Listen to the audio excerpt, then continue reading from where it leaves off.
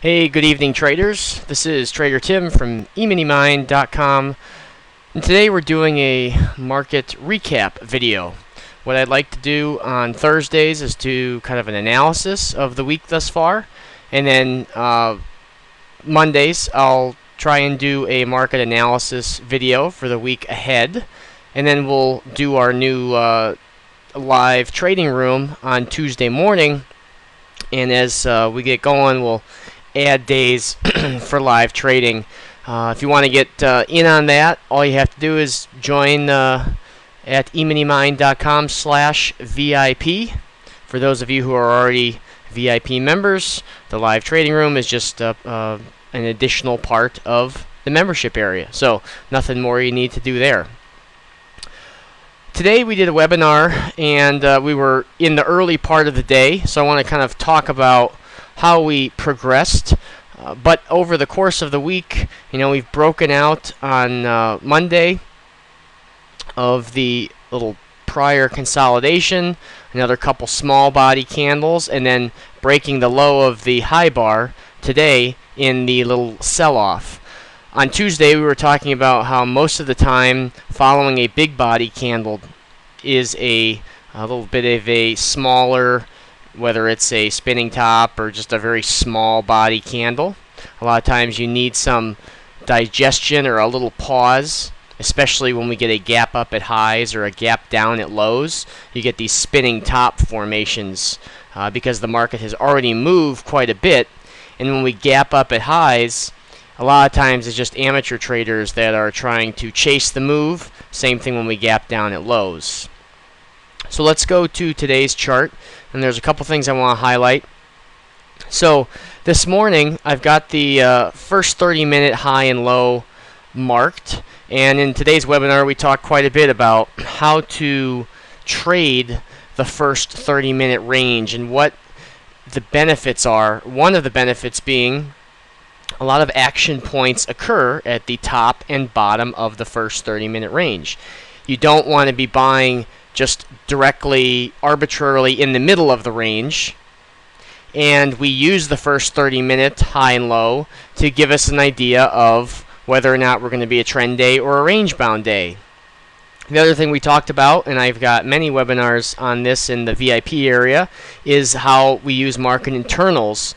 And on a day like today, how market internals give us the indication that we're going to be trending into the close, and at which point they do give us that indication is also talked about in a couple of beginner and more advanced market internal webinars. But the setup I want to highlight today, first of all, is yesterday's low at the 89.50s was breached just barely this morning, early on, and then immediately met with buying. You notice that the tails here take us back up into the first 30-minute range.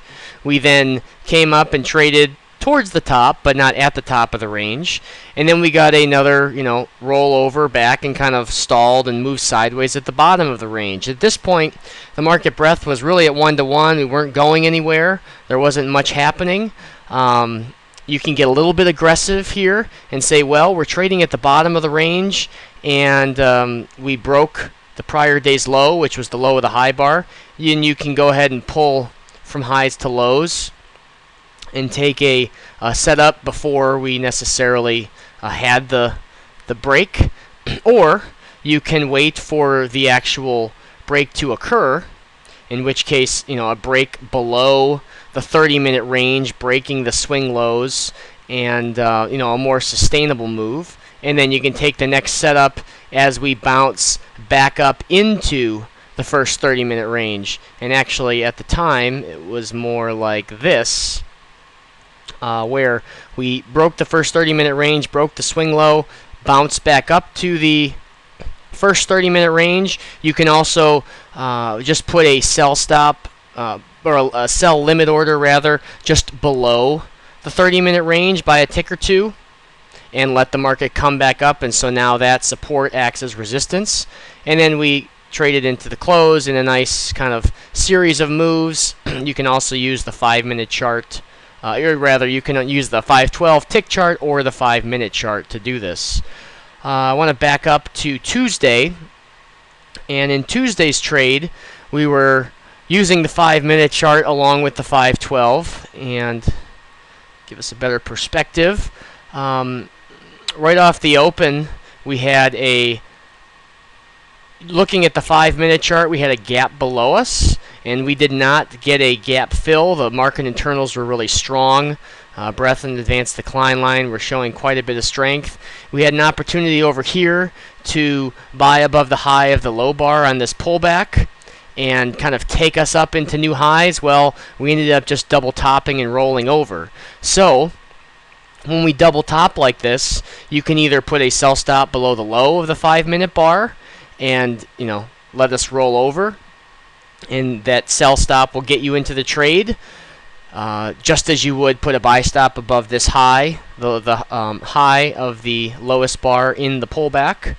And then you're essentially, if you did that, and then you put your sell stop below the low, your sell stop is your trail stop if you're long from down here.